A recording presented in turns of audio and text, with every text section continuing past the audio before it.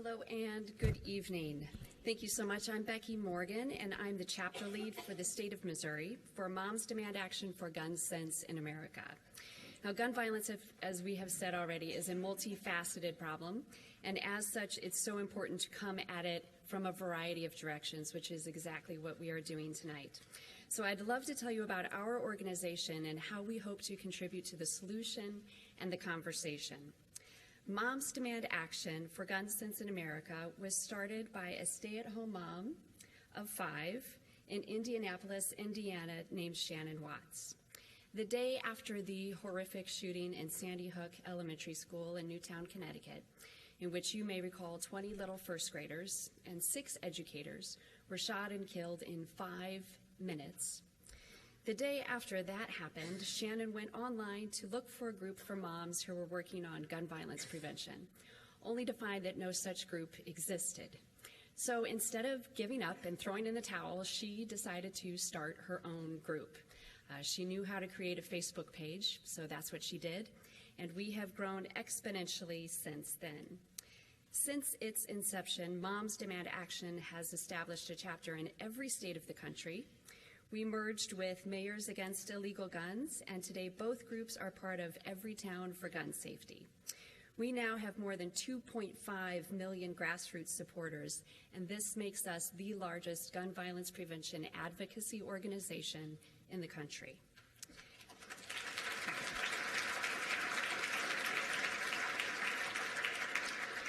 We are a nonpartisan, nonprofit organization that consists mostly of volunteers. I'm a volunteer, as are all of the wonderful moms with Moms Demand Action that are here among you in the audience tonight.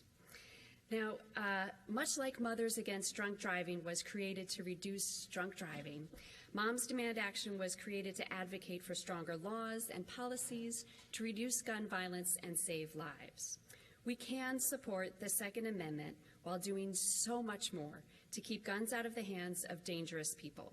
That's why we advocate for the following goals: to close the deadly loopholes in our background check system, to promote gun safety so that America's children will no longer be exposed to unacceptable levels of risk, to support reasonable limits on where, when, and how loaded guns are carried and used in public, and create enforceable laws that address gun trafficking and fraudulent purchasing to keep illegal guns off of our streets.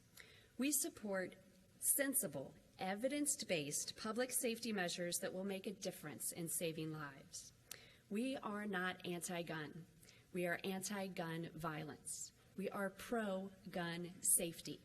We believe that respecting rights and protecting people go hand in hand. In fact, we have many members who are gun owners. We have veterans, gun owners, and non-gun owners alike, but all of our members support common sense solutions, such as background checks, proper training, safe gun storage, and what we call gun sense. Gun sense is the simple idea that we can do more to keep our loved ones and communities safe from gun violence. Our top gun sense priority is background checks on all gun sales. Criminal background checks are required whenever a firearm is purchased at a federally licensed dealer. However, many guns are sold through unlicensed private sales, including an increasing number sold anonymously over the internet, where there is no background check required. In fact, millions of guns are sold each year without background checks in America. And I got to this slide a little bit early, but this shows the support for expanding the existing background check system to include those private sales. Independent polls consistently show that 90% of Americans, 87% of gun owners, that's an important difference there, 90% of Americans, 87% of gun owners, and 74% of NRA members support background checks for all gun sales, including for guns sold by unlicensed dealers. And now I would like to tell you how important background checks are to me and my family. And this is the tricky part of my speech. So in 1991, my dad was shot and killed. And there's some pictures of us. I was only 19 at the time. And when my dad was murdered, it left me without parents. And he was only 48. Now, the person who killed my dad was able to get a gun a couple of different ways. First of all, she stole a gun from a relative of hers. Now, her relative kept his guns in a shoebox under the bed.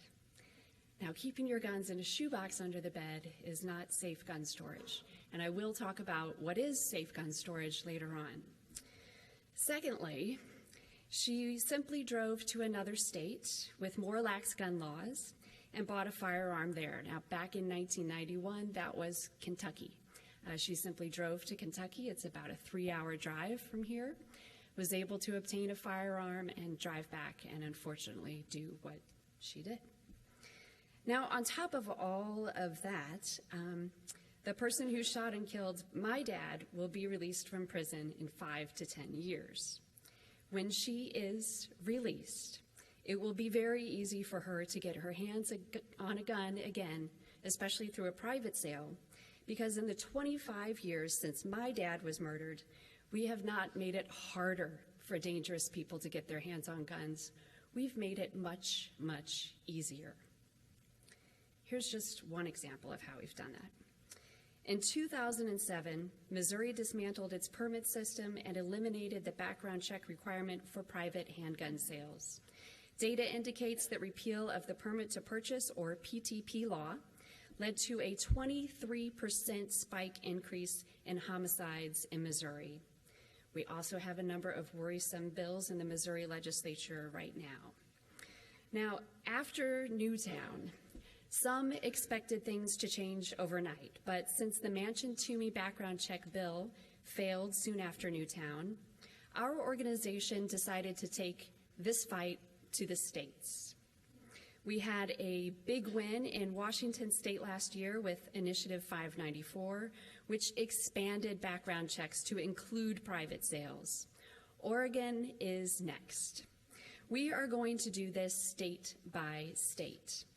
Congress may be scared of the gun lobby, but the people are not. When you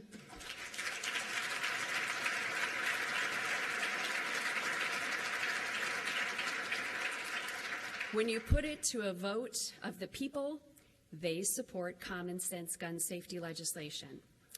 And I'd like to tell you our members with Moms Demand also present a gun safety program called Be Smart. This is more geared towards adults as opposed to another program called the Eddie Eagle program, which is geared towards more children. But Be Smart is an anagram, and this is what it stands for. And I would like to point out that the S stands for secure guns. This means that guns need to be locked, either in a gun safe or with a cable lock, unloaded with ammunition stored separately. Now, our volunteers will do over 200 Be Smart presentations across the country over the next 4 weeks and many, many more in the future. This is something tangible and proactive that our members are doing to help decrease the number of deaths and injuries that someone like Dr. Kennedy sees, where a child is able to access an unsecured firearm. Now, like many of us, I love the structure of this Washington University initiative because it's what we know, what we need to know, and what to do. So here are some things that we can do. Vote. Vote in every election. Vote in every election, not just the presidential elections. Elect candidates who support common sense gun safety legislation. We simply cannot afford to be apathetic about this issue. Get involved.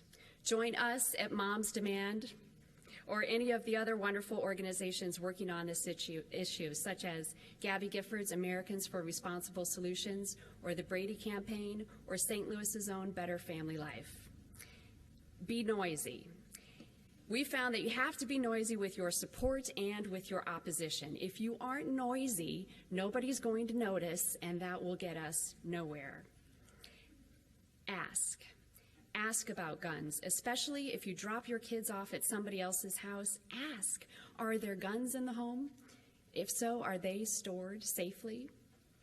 And finally, for any Washington University students or any other students who are in the audience tonight, I please encourage you to join Everytown or Moms Demand Action, or if you like, start your own chapter on campus. Because active shooter drills like this were not a part of my childhood, but for millennials and students today, active shooter drills are a part of your childhood, and they continue to be part of your academic life. Why is this? And why do we accept this as the new norm? Is there anything else that we can do? And if so, why are we not doing those things?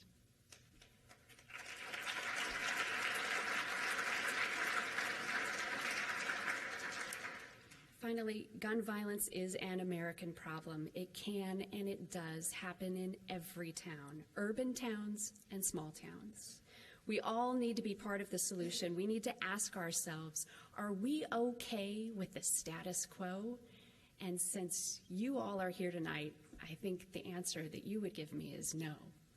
So really the only question is, what are you going to do about it? Thank you.